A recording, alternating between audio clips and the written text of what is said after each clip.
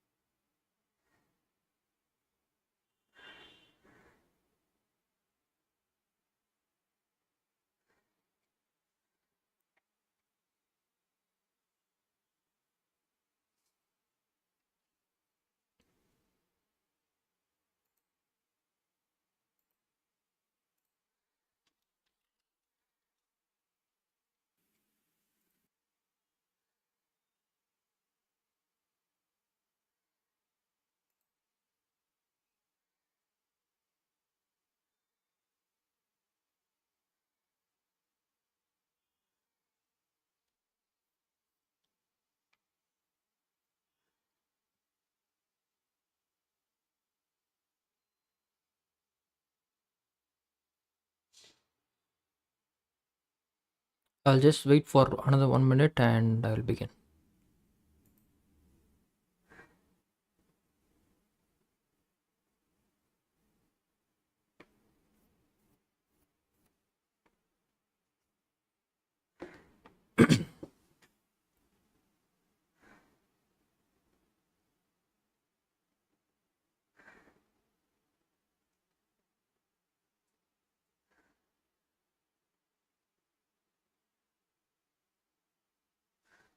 All right, let's begin with today's session. And so, as we all know, we are having this Netflix as our example company. So we are trying to build something that is similar to Netflix. And in today's problem, the first thing is we need a software or some kind of a microservice that allows us to store our video files. So our Netflix company, if you think about Netflix, it is based upon videos, right? So in that case, we need some microservice to handle that. Since we are into AWS, we are looking forward for some AWS services that allow us to store the video files. So that's where we come into AWS service called as Amazon S3. So if you think about Amazon S3, just think like this. It is something similar to a memory card. So whatever that you can store in your memory card, it is exactly the same. There are few things that you have to remember, and there are few things that are required for you to attend interviews. So that is I don't want to go too much theoretical, right? So whatever that is absolutely necessary, only those things I'm going to show to you in this session. All right. So with that note, we'll just log in into our AWS console and see what is an S3 bucket.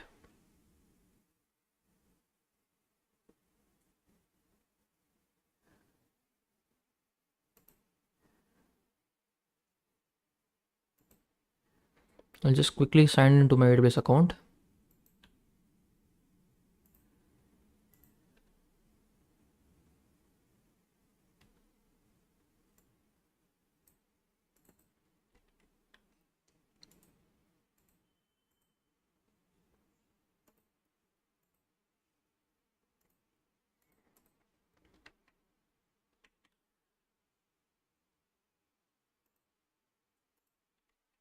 All right, now I have signed into my AWS account. If you see here, you can find S3 here because I have already used it. You may not find it here. So what I would say is search for S3 here and open it.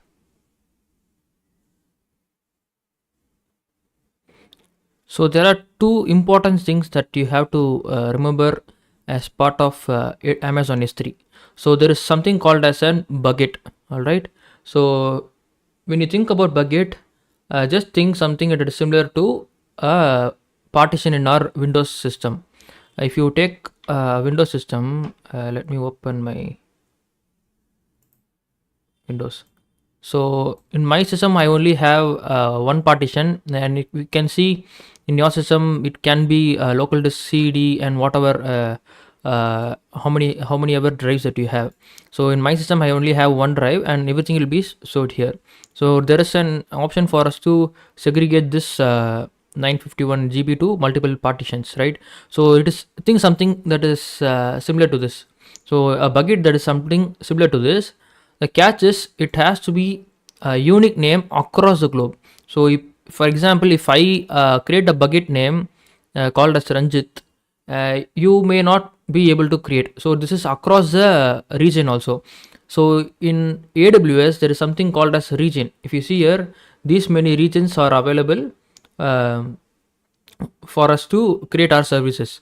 AWS S3 is one of the service where it is across the partition. If you create, it is across the region. So if you create a bucket, it can be accessed across the region. All right.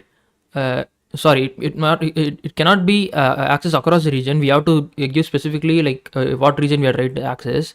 But the catch here is, if you create a bucket in one region, we cannot create the same bucket in another region. So it is within an account, across the account, across the region, everything. Okay, right?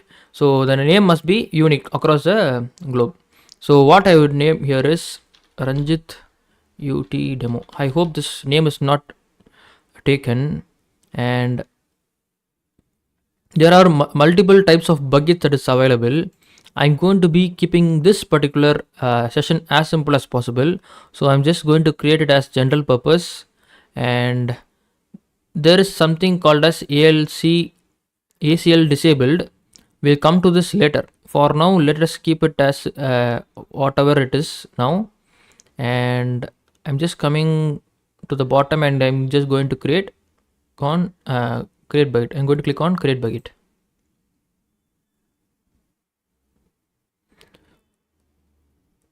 So let it create. I think it is done.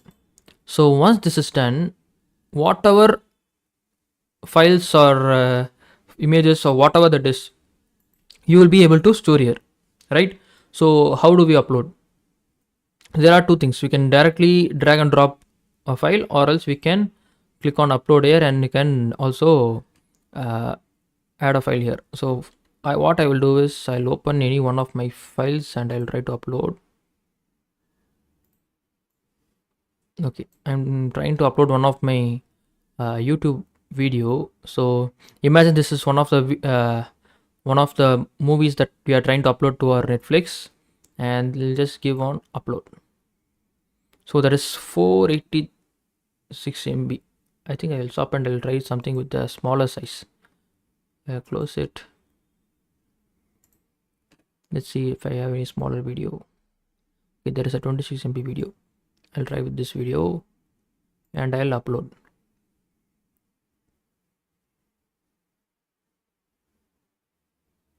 So if you see here, this particular video is uploaded here. So there is no concept called as a folder in S3. You can see here there is something called as a create folder. What you have to imagine is a folder is nothing but a slash in a name. So example, in this particular file name, if we had a slash in it, it will be considered as a folder, right? That's how a S3 bucket treats it. It doesn't have any kind of a folder. So when we click on create folder, it will only add a slash in it. So if it is a slash, it will consider it as a folder and it will display for the UI. But there is nothing called as a folder in a S3 bucket. All right.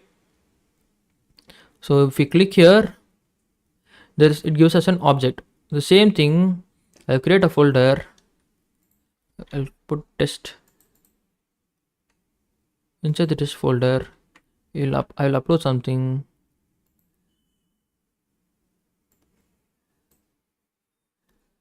And let's wait until it's uploaded.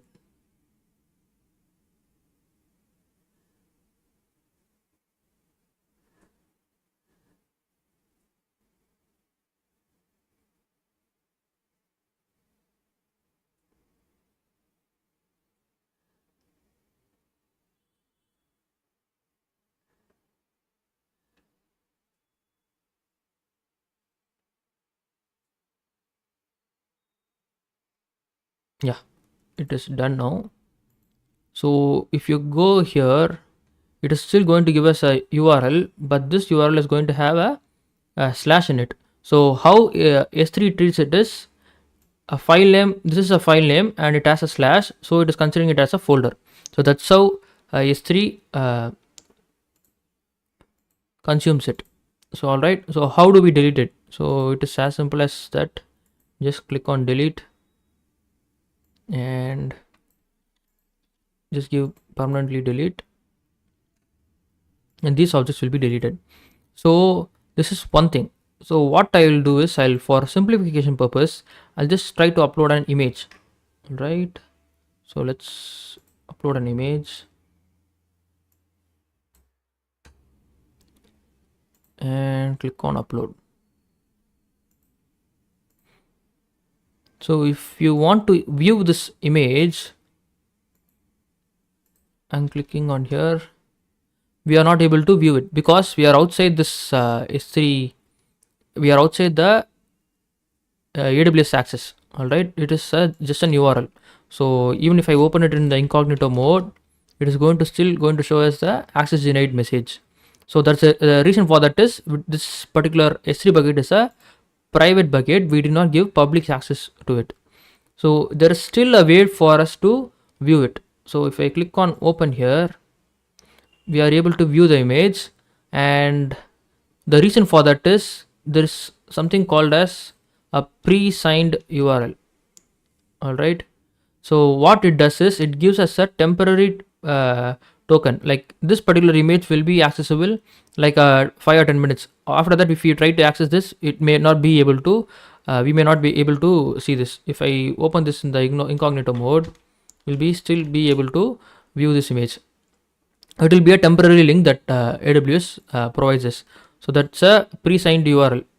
So when we click on this, it will generate a pre-signed URL and it will be valid only for a few minutes. I hope this is clear now.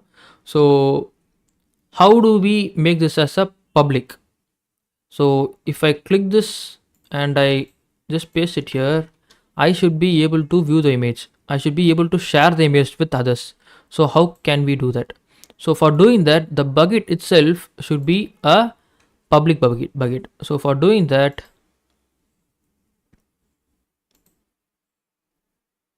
there are first thing is it has to be allowing all the public access. So okay, I am checking all this. I'm unchecking all this.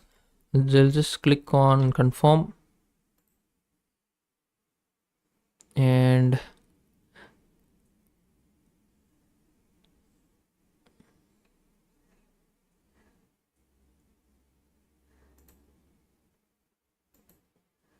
there is one more thing here. So when we create the bucket, it asks us to select this, that ACL disabled.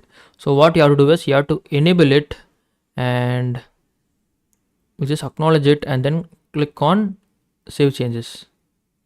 So this allows us to, when we upload it, it will ask us whether it has to be public and or private. So we'll go back, we'll click on this object. When we click here, it still shows the same message. So the reason for that is when we upload, we mention that it is a private. So for what we'll do is we'll upload another file, and this time I'll upload another file.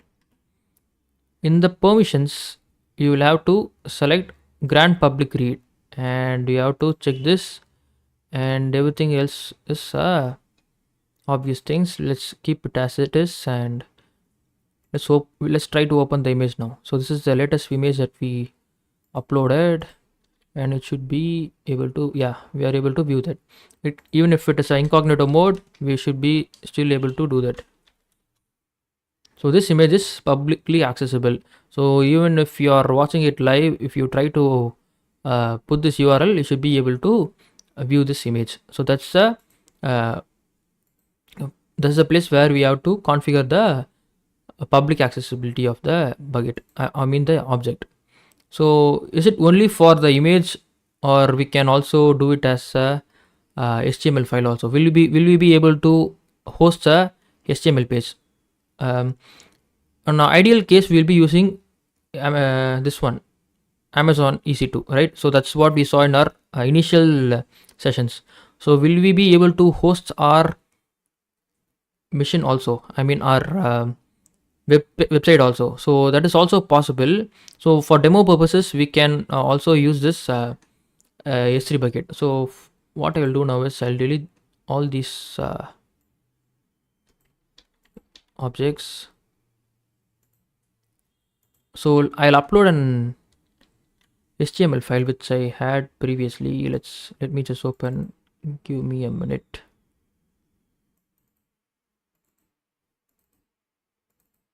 Okay, this is a simple HTML page that I created during my learning phases. I'll just upload all these files, and the important thing is you have to give public read access for all these objects. Only then it will be accessible for the public to use.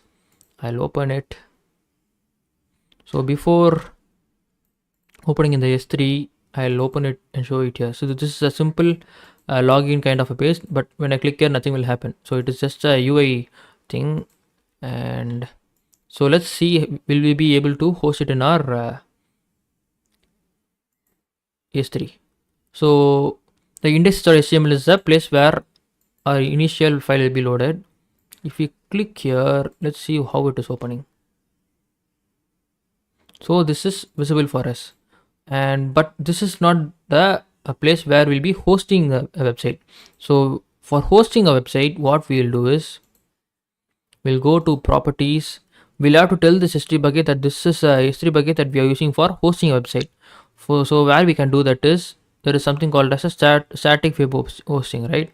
We'll click on this, we'll click on enable, and this is a static website. We'll enter the index file. So for the simplicity purpose, I'm going to keep everything else by default, and I'm going to click on save changes. We'll go to the last, and when we click on this here, now we are able to view our HTML file that we just uploaded. So this is a simple place where you can host your website. Like if you want to do any POCs or any demos, you can obviously use this S3 for keeping things as simple as possible. So I'll remove these. So I'll also show you how to delete this bucket as well. So for doing that, we have to empty whatever is inside first before deleting, and only then it will allow us to delete this bucket. So I'll click on here and I'll click empty bucket, and then we'll come back, we'll click on delete, we'll enter the name of the bucket name, and then it will be deleted. So this is one thing. So let's go to the next session.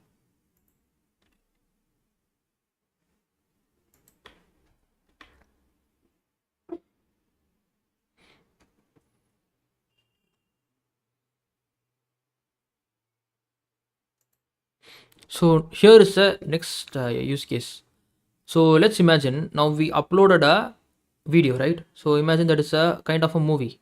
So we want to let our customers know that a new video has been uploaded, right? So what services can we use for that? So that's where we can make use of AWS SNS, Lambda, and S3. So S3 we already saw now. So let's see what is an SNS and what is AWS Lambda. So in this session we'll be covering like interesting services as well as the important service and AWS. So let's see what is an S3. So we'll go to the demo now. Let me quickly go to the console. So let's go to SNS. So first see what is an SNS. See, if there are so much of features that is available in SNS, but one feature when I think about it, in our use case, we should be able to send a notification to our customers, right?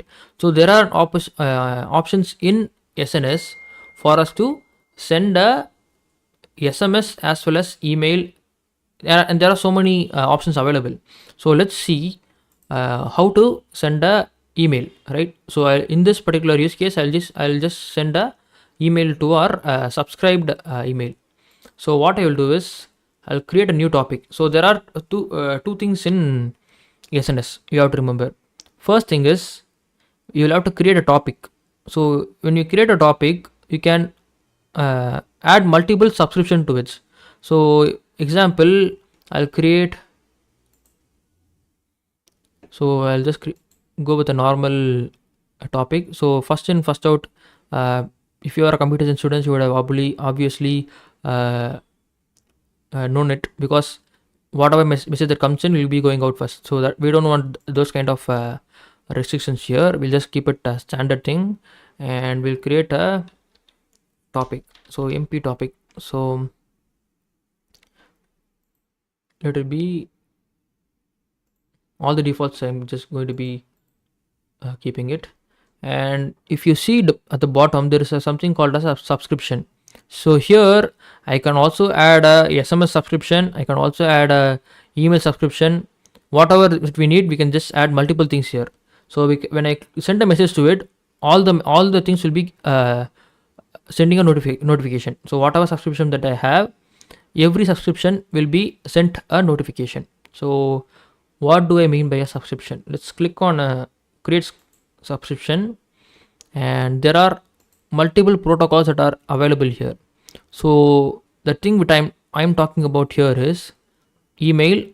And if you don't want to get charged by AWS, you can go stick on to the email.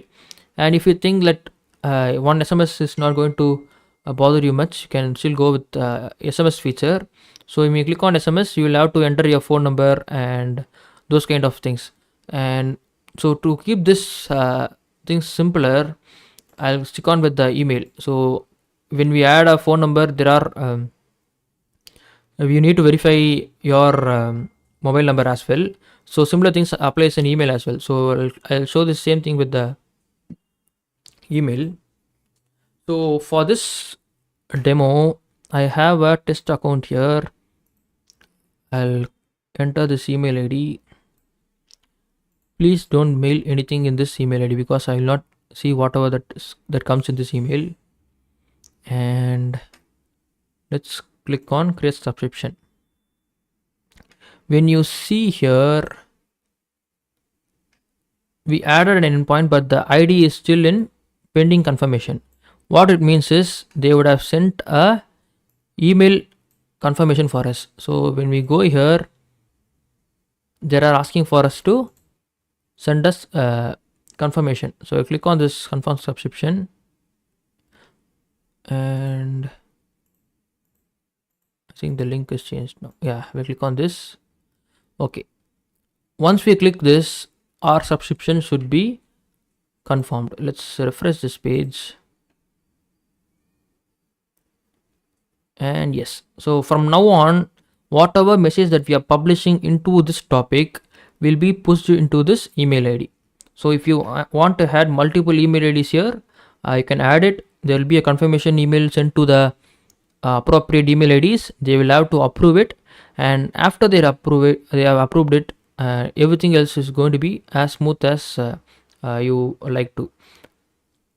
So what I will do is I'll click on publish message. I'll give a heading like hi, and this message is from AWS SNS, and let's see if we are getting any email from this. Yeah, so we have an email, subject hi, and whatever message that we sent here is coming. So in case the email subscriber wants to unsubscribe, you can click here.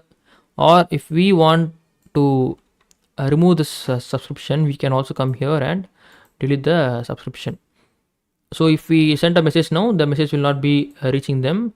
And you can also come back and delete this topic as well. Oh, sorry, you have to delete me. So now we have covered the SNS as well. So I'll give a minute for you to think about it. If you have any questions, you can ask me. If not, I'll move ahead.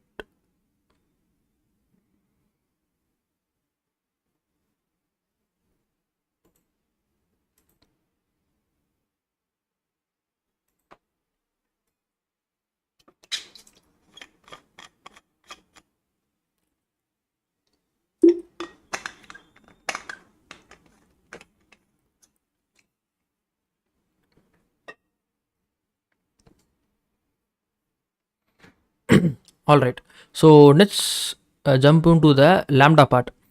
So in our previous sessions, we created a Python files in our local machine for accessing the DynamoDB, right? So there are so much of functionalities that we can do using a Python file.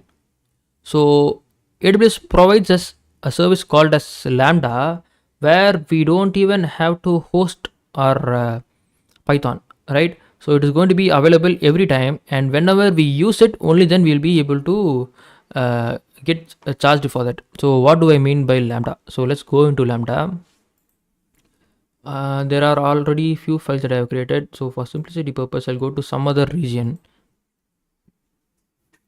So when you click on this, you'll be viewing something that is similar to what I see here. So let's go to functions, and here what you have to do is you have to enter a function name. So let's put,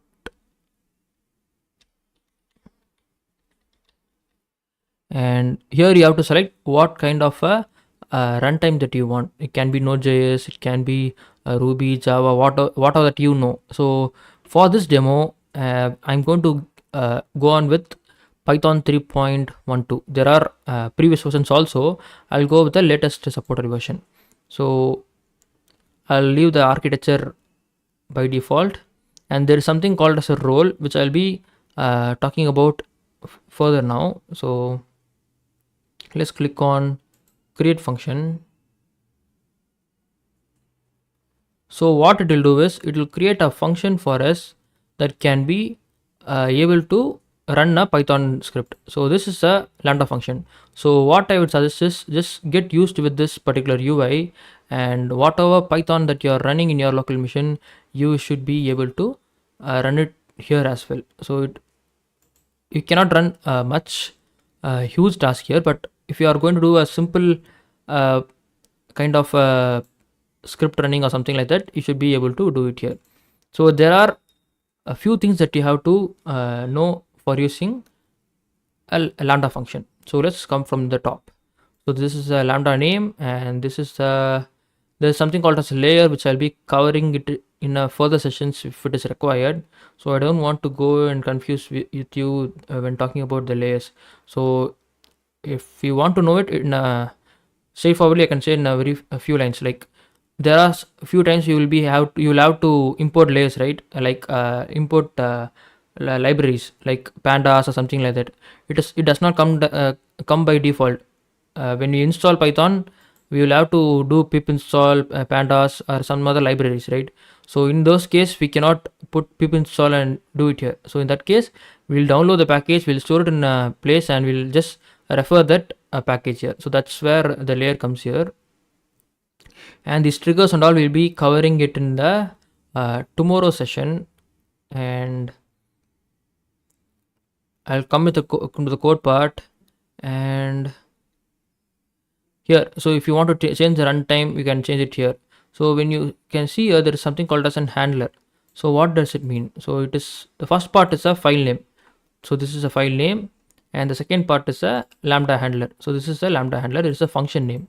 So this is where our code knows, the Lambda function knows what function to execute. So this Lambda comes into this folder, this file, this function, and execute whatever that is available inside this function. So how do we run it? So there is something called as a configure test. So if you are following this particular bootcamp, you would have already known what is the JSON file, right? So there is something similar to this. So what I will do is I'll create a new JSON. I'll put test, and this is YouTube, and I'll put a even name as test. Let's click on save and click on run. So before doing that, let's print what is coming inside the event. So when we have a function that is going to be executing our Lambda function, there are two parameters that we have to send. One is going to be event and another going to be context. So event shows what is the input parameter that is passed to this function. So let's see what is passed inside this event. And the context shows how much time is left for this Lambda to run, or some details like that. And before executing, I'll show you few details for you to get more insight. If you go to configuration and go to this general configuration, this Lambda has only 120 MB of space. So if you want to do few activities that is going to be consuming more memory, you need to consider increasing the size of it. It can go up to 10,240 MB, right? This M4L storage is a physical storage, so this is a memory, right? If you are going to handle files or something like that, you will have to download the file from somewhere using the code. You have to store it into the /temp folder, and after that you have to work with it so that you will have additional space for you to work. And if a task exceed 3 seconds, this Lambda function will stop. So there is a timer that is defined. So a maximum of 15 minutes is what a Lambda function can execute. If it is going to be taking more than 15 minutes, you can considering using any other AWS service, or you can kill this Lambda and initiate another Lambda. All right, and I don't want to go much detail on it. I don't want to overwhelm you. So let's come back, and this particular demo, 3 seconds is more than enough. I'll just leave it as it is, and let's execute this once. So this is the response that we get. So this comes from the return part, and this is the print which we did. So whatever that we sent here is printing there. So it comes in the event part. So using this one, based on this JSON, we can parse and we can return back the result. So you can put if else condition, whatever task that you are going to do, you can do all those things here also. And one more thing is, you can also use this as an API. So for someone who doesn't know what is an API, so using the API, you can communicate between a web page and a backend. So front end and backend, there must be some link, right? So you can use this API. So in the front end, there will be some packages for you to make an API calls, right? So what do I mean by an API? So let's create one. So there is something called as a function URL, right? Let's create one, and I'm going to give one no authentication. Let's keep it as a public. So after we did this, if we go and paste it here, we will be able to see hello from Lambda. So this comes from this body. So whatever that is coming here, it is printing, right? So if you want to understand even more, let's go to Postman. So there is a software called as Postman.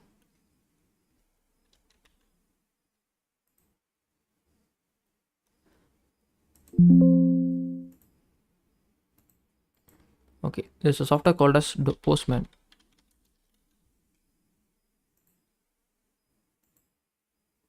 This is a new laptop, even I did not install it. So let's try installing it now.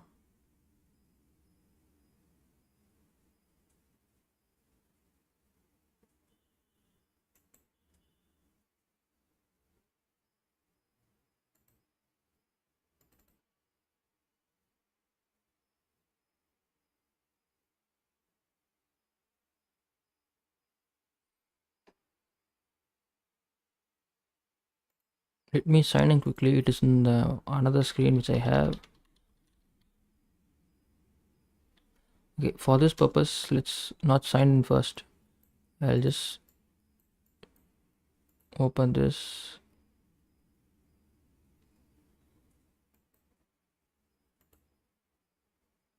Okay, so this is how your screen looks like. So what we'll do is we'll copy the URL that we just got. Go to configuration and this URL. We'll paste it here, and when we run it, we'll be getting this hello from Lambda, which is this is where we are getting. And if we change anything like this, it should also be reflecting there. When I run it, I'm getting whatever that I changed now. So the reason for that is this is an URL that is provided from Lambda, and we are sending it as a get method. So there are many methods that are available. The most used is get and post method. So what is a get method? So get method is whatever that is available, we'll just get it, right? So before doing that, I'll show you whatever that is passed here. So when I run it, you're seeing what is passed inside it. So when I run it from here, whatever that is passed to this Lambda, we are not able to view, right? So for doing that, we can go to CloudWatch logs. So this is a place where we can find what was the parameters passed when the particular Lambda was executed. So when we go here, so when we are executing from Postman, this is what was passed to the Lambda function. So these are all the details that was passed. It also knows from where it was executed. It was saying Postman runtime.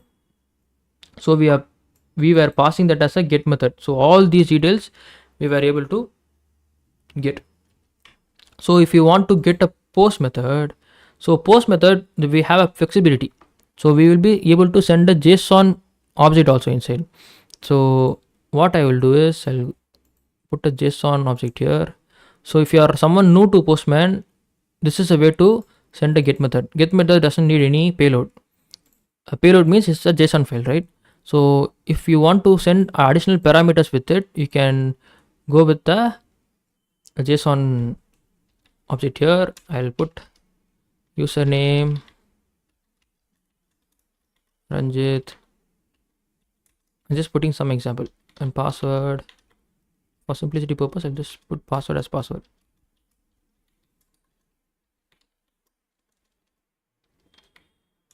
Password 1. Okay, so let me execute it. It is still going to give me the same result, but when we refresh this, we should be able to get a new. Okay, let's see the latest logs, and this is what executed the last time. Let's find what we, yeah, so if you see the body here, whatever that we passed in the payload is coming here.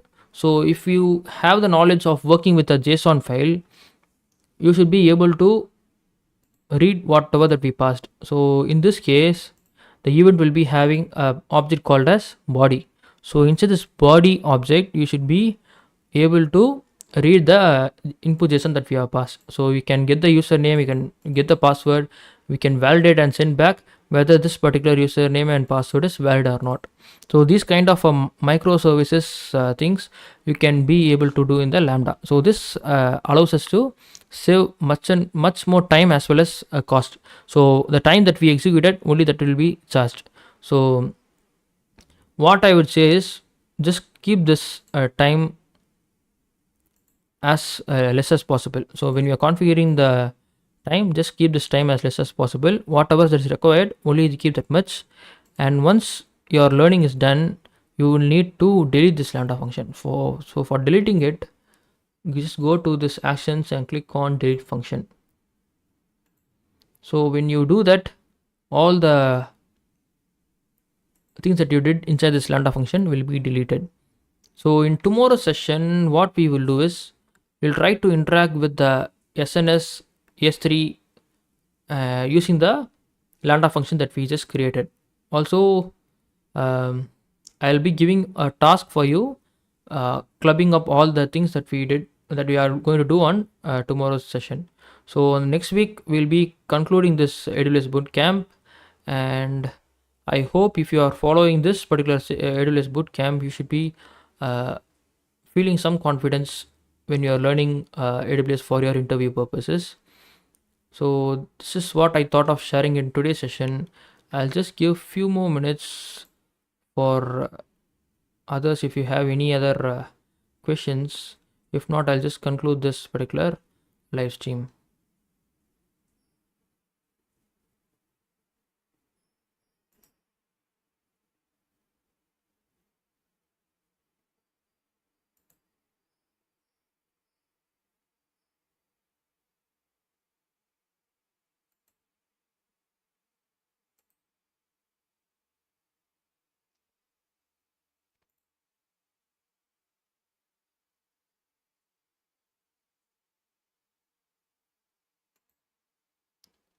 All right, I hope this session was helpful, and I will meet you all tomorrow.